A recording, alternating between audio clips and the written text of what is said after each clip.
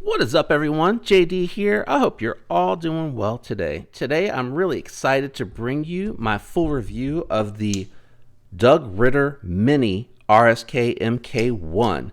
This one here actually is replacing my full-size one that I let go a little while back for funds to buy another knife, and I ended up missing it so much that I did want to go ahead and get another one.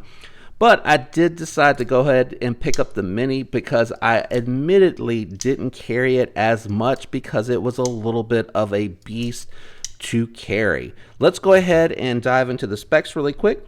The Hogue Ritter Mini RSK MK1 has a 2.9 inch 20 CV blade steel, 3.44 inch G-Mascus G10 handles. Overall length is 6.875 inches and coming in at a claimed 2.7 ounces. We're going to go ahead and check that weight right now and see if the manufacturer is correct. So claimed weight 2.7, actual weight 2.7. I love when a manufacturer's weight matches up with what they claim.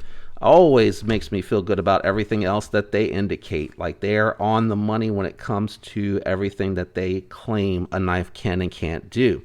Let's go ahead and run through the usuals. I'm not going to take too much time on this because I am familiar with the features and the function of this particular knife because I did have the full size. There are some differences with it being smaller, but let's go ahead and run through very quickly the comparison knives. Here is the Spyderco Yojimbo 2. You can see it's actually kind of close in size, even though it looks like it occupies less footprint. When you compare pivot to pivot, just falling a little bit short. Of course, it is a little bit more ridiculous when you bring out the Shaman. I mean, it's just a whole lot smaller. The nice thing about that is that all the knives that were just on the table keep the fingers out of the blade path, and I do appreciate that very much. Let's go ahead and bring out the Sig K320 made by Hogue. Another Hogue out here on the table. As you can see, this is just much smaller, but it's still giving you good footprint for your fingers. Next up, we're going to go ahead and bring out the Benchmade Bug Out. This is closer in comparison to the Bug Out because you can see that it does have almost the same handle length as the Bug Out, a little bit shorter and a little bit different too because it has that contouring, and then it has again less than that 3-inch blade. We'll go ahead and bring out the budget steels. Let's go ahead and bring out the Kubi. Oh Lord, let's try that again. The Kubi KU321. I love this one. This is one of my favorite budget knives. And then another knife that I think is going to compare pretty well out of the budget world, and that's going to be the Scoria from CJRB. This one here has very Hinderish style ergonomics on it, which is why I wanted to bring it out, kind of give you a little bit of a comparison to a different budget knife. That and the fact that I haven't gotten my Cogent back from Civivi for the repairs that I sent that off for. Anyway, let me do a little bit closer comparison to the Royal too, because if you're familiar with the Royal or you have a Royal, you can see that the length and handle length very similar. So that is a really good comparison knife. I'm going to do a quick profile, switching hands, quick profile comparison too, so you can see this is a nice slender knife. So there it is against the Royal, which I'm going to hold to the side and bring back out in a little bit. Here it is compared to the Bug Out. So here's where it's a little bit different than the full size, is it is very close in thinness to the Bug Out. And then we'll bring out the Yojimbo 2. And you can see here the Ritter Mini RSK MK1 is skinnier. Let's go ahead and bring out some other knives that I think are very comparable. We're going to bring out the Kaiser Mini Sheepdog, which I think is kind of close. This is more like, this is the top of the spectrum from a 5th pocket carry, whereas this I actually would probably primary. So kind of close. And then another one that I think does a really good job as a comparison is actually the Petrified Fish Mini Beluga. I think these guys are actually really good examples of a comparison knife. And then again, one more time, I know we looked at it already, the Kubi Royal. I think these are all like bottom of the spectrum from a primary carry knife for me. And just because I haven't had it out here in a little while, because I did have the Royal take over it in the comparison knives, is going to be the the Civivi Elementum. I think this is another knife that compares really well to the same type of space that you will see occupied by the Mini Doug Ritter. And I think this is really going to put it in perspective for a lot of folks. If you're not familiar with the Royal, you probably are familiar with the Elementum, and this is covering that exact same size. So, thoughts and impressions. Well, it has very reminiscent feel to the full-size Doug Ritter. I mean, it really has the same thumb studs that you get from Hogue. They are kind of grippy, tacky.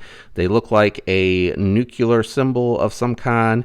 I love the bi-directional Damascus. Even if you don't like the coloring, you can get an all-black one, but that bi-directional patterning is going to be really good for the grip and the confidence in hands for those ergonomics. The 20CV from Hogue, really well done, has a fantastic edge out of the box. I did go ahead and take it across a couple of cardboard boxes when I broke them down, in addition to opening package. It feels very familiar, a little bit more thin and slicey than the full-size one, so it probably actually does go through the material a little bit better. One of my complaints about this one here is the pocket clip is just way too big. It needs to be a little bit smaller. It needs to be something similar in size to what you see here on my Spyderco. And I have another one coming from this one, and I'm going to try it out to see if the Spyderco clip actually fits. It looks like from here like it could fit, but I'll test that out, and then I'll provide an update through a short for you guys if anyone's interested to see if that clip on the Spyderco, which is just their general clip from MXG, fits on the Doug Ritter or any of the Hogues, because I think that the full-size one and this one share the exact same clip, which is why you see that it looks like that. I did upgrade or pay an extra $10 to get the blacked out hardware, and I really like the way that it looks. I thought it was weird that all this was silver and the pivot was black, because it came with the black pivot, but that's just a small little thing. The other thing too is I did go ahead, did I just nick myself? I felt it graze across the top of my knuckle. I hope I did not. I did opt to have the engraving done on this one here. I have it on a couple little things that I know that I'll keep for a long time that I really like. Mandalorian fans will know what that comes from, but I think when they took the knife apart to clamp this down to engrave it, that when they put it together, I'm not quite sure what happened. You see how you can see some of the brass from the phosphor bronze washer there, but you can't on the other side.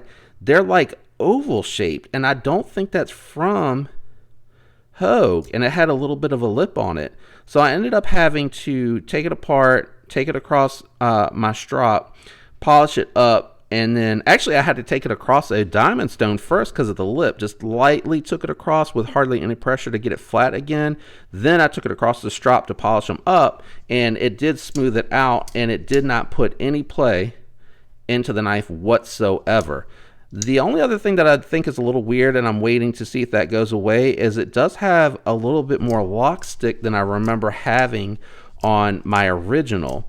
When I operate it like this, it's nice and smooth, but when I hit it with that thumb flick, that's where I notice it develops that. And I don't know if it's because the wedge is catching a little bit further up on the axis, the able lock, sorry, wrong knife, or what's going on with that, but it only does it with the thumb flick. It does not throw, even if I do it as hard as I can and try to let go of the lock bar, it will not, ooh, I tried to close it hard.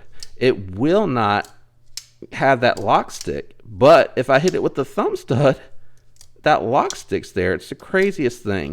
So we'll see long term how that does. Would I recommend this knife? Yes, I would actually recommend this knife over the full-sized RSK MK1 if you're looking for something to EDC. This is a great size. It does not occupy much space in pocket, and it's very well made. I have some extra Omega springs ready to go in case these fail. The one on my Deca and the one on my Doug Ritter both lasted about 6 months with a lot of fidgeting before they failed out on me. So take that as you will. If you don't fidget with your knife a lot, if you slow roll it open a lot, if you slow roll it open instead of using any sort of thumb deployment, reverse finger deployment, or the actual lock bar with the wrist flick, it may last longer. I really don't know. I just know the ones that are aftermarket on the bug outs have already passed the 6-month mark and are holding up just well. If you enjoyed the video, do me a favor, leave a like, guys. It really does help me out with the YouTube algorithm. If you enjoyed the content, think about subscribing. I really appreciate all the support from those out there who have subscribed as I try to grow the channel. I hope all of you have a fantastic week, and until next time, peace.